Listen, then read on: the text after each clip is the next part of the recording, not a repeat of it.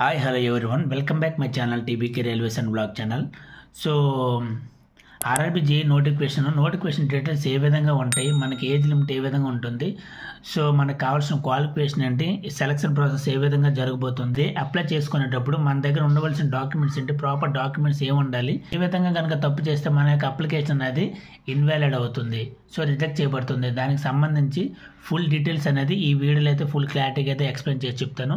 So last అన్ని వరకు అయితే స్కిప్ చేయకుండా చూడండి. సో ఇంతవరకు మన ఛానల్ ఎవరైతే సబ్స్క్రైబ్ చేసుకోలేదో సబ్స్క్రైబ్ చేసుకోండి. టోటల్ నెంబర్ ఆఫ్ పోస్టులు ఎన్ని ఉన్నాయంటే 7,951 పోస్టులతో ఈ నోటిఫికేషన్ అనేది రిలీజ్ అయ్యింది. సో దీంట్లో లెవెల్ 6 సంబంధించిన పోస్టులు ఉన్నాయి, అదేవిధంగా లెవెల్ 7 సంబంధించిన పోస్టులు ఉన్నాయి. సో లెవెల్ సంబంధించిన పోస్టులు ఓన్లీ 17 మాత్రమే ఉన్నాయి. అప్లికేషన్ అప్లై చేసుకునే స్టార్టింగ్ డేట్ వచ్చి 30 జూలై 2024 అండ్ ఎండింగ్ డేట్ వచ్చి 29 ఆగస్ట్ 2024. 1 మంత్ అయితే మనకైతే టైం ఇవ్వడం అయితే జరిగింది. దీనికి కూడా మోడిఫికేషన్ డేట్ అనేది ఇవ్వడం అయితే జరిగింది. మోడిఫికేషన్ డేట్ వచ్చి 30/8/2024 అండ్ సెప్టెంబర్ 8, 2024 వరకు అయితే మనకి టైం ఇవ్వడం అయితే జరిగింది. ఓవరాల్గా 10 డేస్ అనేది టైం ఇచ్చారన్నమాట. సో మనం అప్లికేషన్ అప్లై చేసుకునేటప్పుడే మన క్లారిటీగా అప్లై చేసుకుంటే మోడిఫికేషన్ చేసుకునే అవసరం లేదు. సో అదనంగా మనం మోడిఫికేషన్ చేసుకోవాలంటే దీనికి 250 రూపీస్ అనేది పే చేయవలసి వస్తుంది అనమాట. సో దీనికి రిఫండ్ అనేది ఉండదు. సో లెవెల్ 6 సంబంధించిన పోస్టులు 7,934 పోస్టులు అయితే ఉన్నాయి. సో లెవెల్ 6 సంబంధించిన పోస్టుకి బేసిక్ శాలరీ వచ్చి 35,400.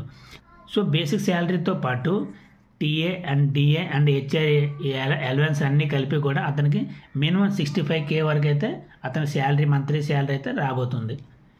సో ఏజ్ లిమిట్ పరంగా చూసుకుంటే ఏజ్ 18 to 36 ఇయర్స్ అనేది ఇవ్వడం అయితే జరిగింది. సో లాస్ట్ అయితే 33 ఇయర్స్ ఉన్నాయి. ఈసారి అయితే మనకి కోవిడ్ రిలాక్సేషన్ వల్ల ఒక 3 ఇయర్స్ అనేది పెంచడం అయితే జరిగింది. ఓవరాల్గా 18 to 36 ఇయర్స్ అయితే ఇవ్వడం అయితే జరిగింది. ఏ జోన్లో ఎన్నెన్ని పోస్టులు ఉన్నాయి, సో మన సౌత్ జోన్లో ఓన్లీ నేనైతే చెప్తున్నాను. సో సికింద్రాబాద్ జోన్లో చూసుకుంటే 590 ఉన్నాయి. సో బెంగళూరు పరంగా చూసుకుంటే 397 ఉన్నాయి. సో చెన్నై పరంగా చూసుకుంటే 652 పోస్టులు అయితే ఉన్నాయి. సో ఈస్ట్ కోస్ట్లో చూసుకుంటే 175 ఉన్నాయి. సో మన సౌత్ జోన్లో చూసుకుంటే ఎక్కువగా మనకి చెన్నై, నెక్స్ట్ వచ్చి సికింద్రాబాద్ అయితే ఎక్కువ పోస్టులు అయితే ఉన్నాయి. దీనికి కావాల్సిన క్వాలిఫికేషన్ ఏంటంటే diploma and BTech. So selection process పరంగా చూసుకుంటే మనకి CBT 1 ఉంటుంది, CBT 2 ఉంటుంది, నెక్స్ట్ DV ఉంటుంది, నెక్స్ట్ మెడికల్ ఎగ్జామినేషన్ అనేది కండక్ట్ చేస్తారు. సో CBT 1 మనకి 1:5 రేషియోలో అయితే సెలెక్ట్ చేయడం అయితే జరుగుతుంది. CBT 2 నుండి DVకి అనమాట 1:1 రేషియోలో మనకనేది సెలెక్ట్ చేయడం అయితే జరుగుతుంది. సో DV కంప్లీట్ అయిన తర్వాత మీకు మెడికల్ ఎగ్జామినేషన్ అనేది కండక్ట్ చేస్తారు. B3, B1, B2, C1.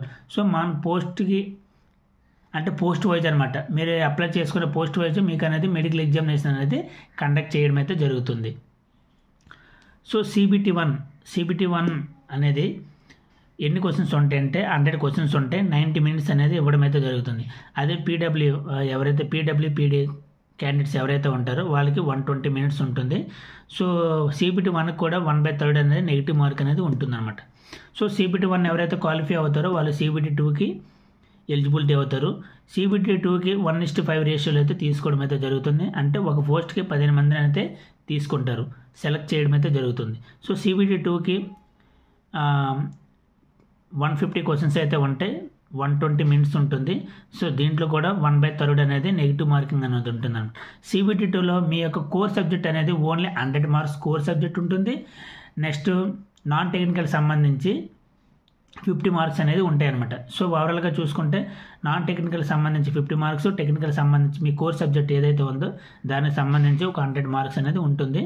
So ఓవరాల్గా మీకు 120 క్వశ్చన్స్, 120 మినిట్స్, 1/3 నెగిటివ్ మార్క్స్ అనేది ఇవ్వడం అయితే జరుగుతుంది. క్వాలిఫైడ్ మార్క్స్ ఎంత పర్సంటేజ్ రావాలంటే UR వాళ్ళకి 40% అండ్ EWS వాళ్ళకి 40% రావాలి. సో అదేవిధంగా OBC అండ్ SC వాళ్ళకి 30%, ST వాళ్ళకి 25% రావాలి. సో క్వాలిఫికేషన్ పరంగా చూసుకోవద్దాం డిప్లొమా అండ్ బీటెక్ అయితే ఉండాలి. సో మనం అప్లికేషన్ అప్లై చేసుకునేటప్పుడు మన దగ్గర ప్రాపర్గా ఏదైతే రిక్వైర్డ్ డాక్యుమెంట్స్ ఉన్నాయో ఆ డాక్యుమెంట్స్ అన్నీ కూడా మన దగ్గర అయితే పెట్టుకోవాలి.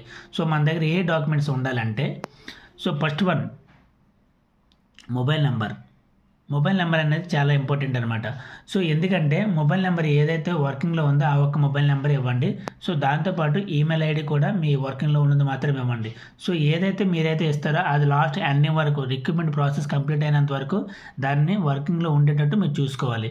సో ఎందుకంటే మీకు కాల్ లెటర్స్ కానివ్వండి, రైల్వే సంబంధించి మీ యొక్క ఏదైతే పోస్ట్కి అప్లై చేస్తారో దానికి సంబంధించి ఏదైనా SMS కానివ్వండి, అన్నీ కూడా మీరు ఏదైతే మొబైల్ నెంబర్ కానీ ఈ మెయిల్ ఐడి కానీ ఇచ్చారో దానికైతే మెయిల్స్ కానీ వస్తూ ఉంటాయి అనమాట. నెక్స్ట్ వన్ వచ్చి ఆధార్ కార్డు పెట్టుకోండి, ప్రూఫ్ అడుగుతారు అనమాట. ఆధార్ కార్డు అనేసి ఇవ్వాల్సి వస్తుంది. నెక్స్ట్ వన్ వచ్చి address details.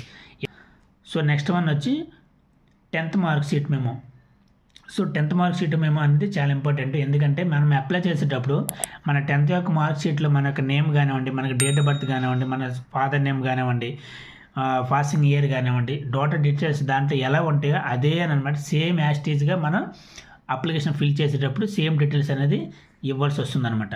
So next one వచ్చి caste certificate. Caste certificate me SC, ST and OBC categories ఎవరైతే ఉంటారో వాళ్ళ యొక్క క్యాస్ట్ సర్టిఫికేట్ అనేది దాంట్లో ఇంక్లూడ్ చేస్తారనమాట. సో ఎడ్యుకేషన్ క్వాలిఫికేషన్, సో మీరు డిప్లొమా బీటెక్ చేసి ఉంటారు కదా, సో దానికి సంబంధించిన క్వాలిఫికేషన్ సర్టిఫికేట్స్ ఏవైతే ఉన్నాయో అవి కూడా మీ దగ్గరలో పెట్టుకోండి. So photo and signature.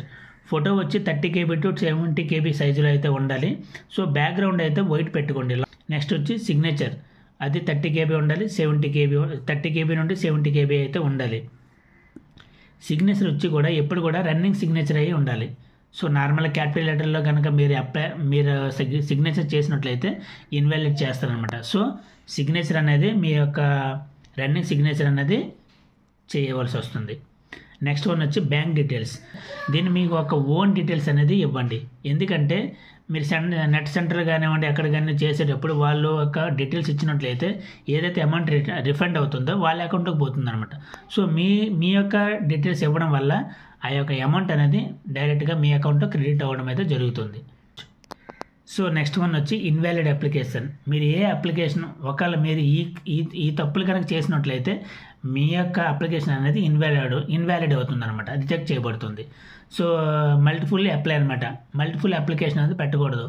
చాలామంది ఏం చేస్తారంటే సికింద్రాబాద్ కొంతమంది పెట్టుకుంటారు, ఈస్ట్ కోస్ట్ అని, అదేవిధంగా వేరు జోన్లకు అనమాట మనం పెట్టకూడదు. ఏదో ఒక జోన్కి ఒక అప్లికేషన్ మాత్రమే పెట్టాలి. నెక్స్ట్ వచ్చి RRB, RRC నుండి ఎవరైతే డివైడ్ అయ్యి ఉంటారో ఇంతకుముందు వాళ్ళు అప్లై చేయడానికి అయితే కాదు, వాళ్ళు అప్లై చేసినా వాళ్ళ యొక్క అప్లికేషన్ అనేది రిజెక్ట్ చేయబడుతుంది. నెక్స్ట్ వన్ వచ్చి నేమ్ చేంజ్. అంటే నేమ్ చేంజ్ చేస్తూ పెడుతూ ఉంటారనమాట. సో ఇలా నేమ్ చేంజ్ చేసి పెట్టడం వల్ల మీ యొక్క అప్లికేషన్ అనేది రిజెక్ట్ చేయబడుతుంది అనమాట. సో నేమ్ అనేది చేంజ్ చేయకుండా ఒక జోన్కి మాత్రమే అప్లై చేయండి. సో రన్నింగ్ సిగ్నేచర్ ఏదైతే ఉందో అది మీరు రన్నింగ్ సిగ్నేచర్లో మాత్రమే పెట్టాలి. ఇంతకుముందు కూడా ఆల్రెడీ చెప్పాను.